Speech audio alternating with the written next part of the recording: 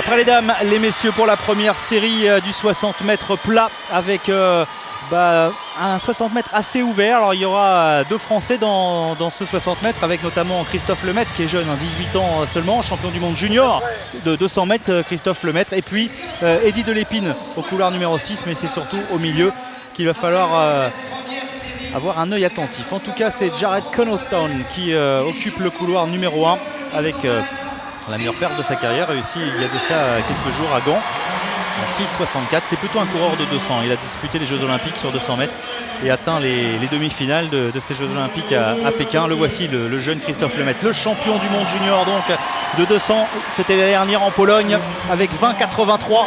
Et il vient de signer un 6,83 au Bière et il peut peut-être aller faire encore un peu mieux. Peter Emeliese, il faudra faire attention au Nigérien. 6,63 liévin, il avait terminé deuxième. Et José Carlos Moreira, le Brésilien, a gagné Gand 6,59. C'est le favori avec le Nigérian. Simone Collio ne vient pas se mêler à la lutte avec ses 6,60 du côté de Stuttgart où il avait pris la 3e place.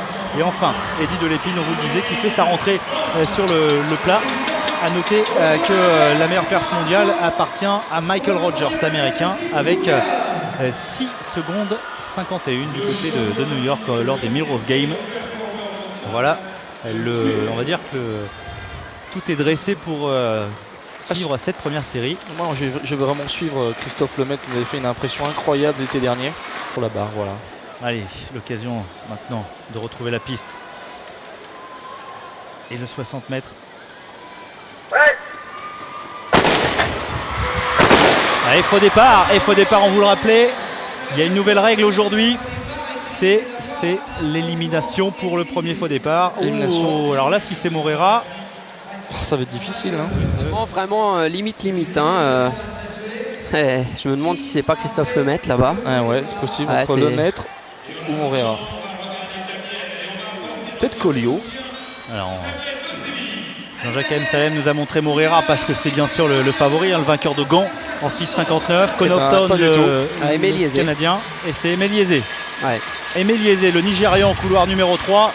Voilà un des favoris déjà qui s'en va, Peter Emeliese. Le voici. Deuxième à Liévin en 6,63. Jeune Nigérian, il n'a que 20 ans. Oui, alors vous voyez, ça c'est la règle qui est testée sur cette compétition. Alors cette règle existe déjà dans le championnat, dans les compétitions universitaires américaines, la NCAA. Donc, il ne doit pas être au courant de la règle. Drapeau vert. Carton vert. Carton vert, ça veut dire il n'y aura pas d'éliminé. C'est une erreur du starter. Ouais, c'est le starter qui prend pour sa responsabilité le faux départ. Donc il n'y aura pas d'éliminé. Le départ donc de ce 60 mètres homme avec José Carlos Moreira qui est favori, mais un favori menacé par la concurrence. Le maillot jaune de Simone Collio, l'italien, qui a une performance quasiment similaire à la sienne cette saison en 6,60 donc du côté de Stuttgart. Il vient de courir en 6,64 à Liévin. Lui, le champion du monde en salle. Allez, c'est parti, il est bien parti, Simone Collio, et cette fois-ci encore le starter, et cette fois-ci peut-être que c'est pas le starter qui va prendre le faux départ à son compte. Peut-être Collio, enfin en tout cas il était bien parti. Elle a explosé Collio au départ. Le temps. Là c'est clair. Simone Collio. Et Simone Collio qui doit être donc la première victime de cette règle.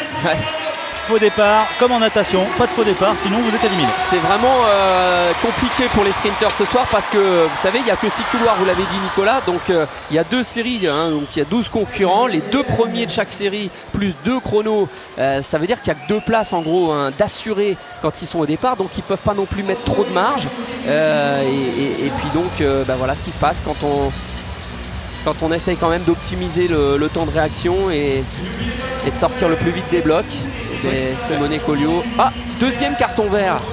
Alors là, c'est l'école des fans.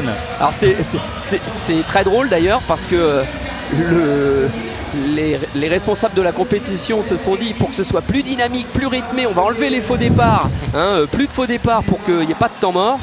Et voilà, il y a quand même 2 faux départs, mais sans élimination. Alors qu'est-ce qui se passe en fait? C'est quoi? C'est pas un problème de starter qui déclenche trop tôt, trop tard, ou les athlètes sont mal avertis, ou le sonore n'est pas bon? Voilà, ou tout simplement peut-être la technologie, hein, les capteurs de pression sur les starting blocks, peut-être que la centrale de faux départ, il y a peut-être des problèmes de liaison, on ne sait pas.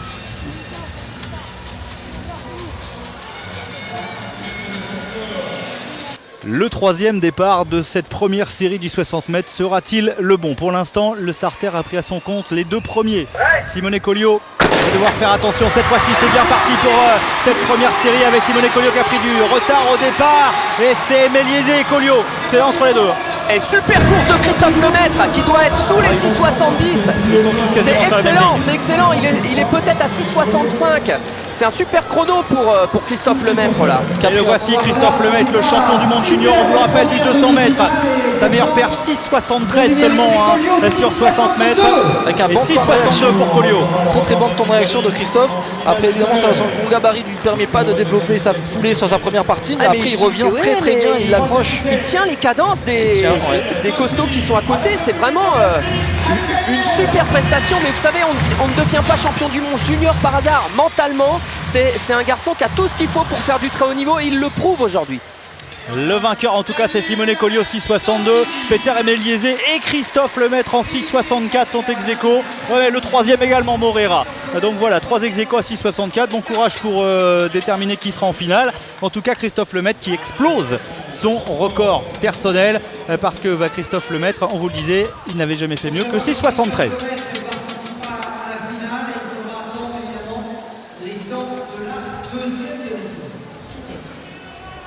Christophe ?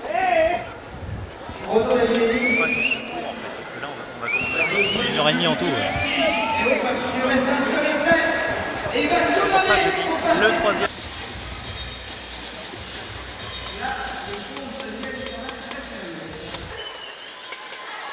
La deuxième série du 60 mètres avec l'Américain Marques Barroso que l'on voit au premier plan qui aura fort à faire hein, dans cette série, notamment face à deux de ses compatriotes. Marques Barroso en tout cas aux couleurs numéro 1. On vous rappelle que les deux premiers de chaque série et les deux meilleures performances permettent d'accéder à la finale de ce 60 mètres et on va observer le chrono évidemment avec intérêt pour Christophe Lemaître. Couleur numéro 2 celui d'Anson Henry et le Canadien qui vient de courir 6,67 à Houston. Carlos Moore, il n'a pas été convaincant seulement qu'on puisse dire à Liévin en 6,67, mais en revanche il a couru en 6,55 hein, déjà cette saison. Vicente de Lima, troisième à Gon, 6,62 à Liévin 6,67 et il était le tenant du titre. Il est le tenant du titre ici à Bercy. Demi Mollet, 6,60 à Liévin, premier de sa série, mais il n'a pas confirmé tout à fait en finale. Et Emmanuel Gomprizo sera au couloir numéro 6. Il a couru en 6,67 cette saison, mais je vous le disais, il est un homme qui aime Bercy, c'est Vicente de Lima. Couloir numéro 4, le Brésilien. Et c'est flagrant de voir comme les gabarits en salle sur le sprint sont parfois très différents. On retrouve des sprinteurs beaucoup plus musculeux. Ouais, on va suivre quand même ce que fait Emmanuel Gomprizo qui était jusque-là le meilleur performeur français de l'hiver avec 6,67 et là il vient de se faire déposséder de la meilleure performance française par le gamin Christophe Lemaître dans la première.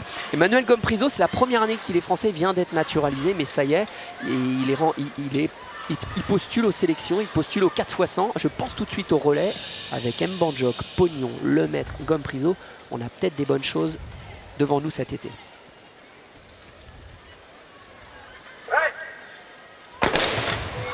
Pas de faux départ, excellent départ de la part du Brésilien Vicente de Lima qui est en tête. Attention, retour à ses côtés de Demi Mollet. Non, c'est bien le Brésilien qui s'impose en 6,63. Le chrono, c'est bon signe pour Christophe Lemaître parce que le chrono sera inférieur que celui signé dans la première série. À celui signé lors de la première série, bon, il est corrigé à 6,62. Celui de Vicente de Lima, mais on vous le disait, il aime Bercy. Vainqueur ici en 6,58 et dernier. Très très explosif, un super départ, une mise en action. On sent vraiment que c'est sa discipline. Le 60 mètres en salle, c'est vraiment son truc. Allez, 5e des derniers championnats du monde indoor, Vicente de Lima, mais il est parti vraiment plus vite que les autres. 6,67 pour Mollet. Ouais, il y aura les deux premiers et puis les deux meilleurs perfs, il faudra les trouver dans l'autre série alors que Emmanuel Gomprizo a couru en 6,76. Ce qui veut dire quand même qu'on a des chances de voir Christophe Lemaître en finale. C'est même sûr, hein. Christophe Lemaître est qualifié pour la finale. C'est une première très grosse satisfaction au niveau des Français ce soir. Le jeune Lemaître qu'on avait vu un peu malheureux après ses exploits de l'été, il était sélectionné pour les Jeux Olympiques. Malheureusement, il avait dû quitter le collectif de l'équipe de France sur une blessure. Certes, avec un titre de champion du monde junior en poche. On l'a dit, conquis sur 200 mètres. Et puis là, on retrouve donc en pleine progression Christophe Lemaître, plutôt coureur de 200, mais on le voit sur 60 mètres avec 6,64, être très performant et c'est de très bon augure.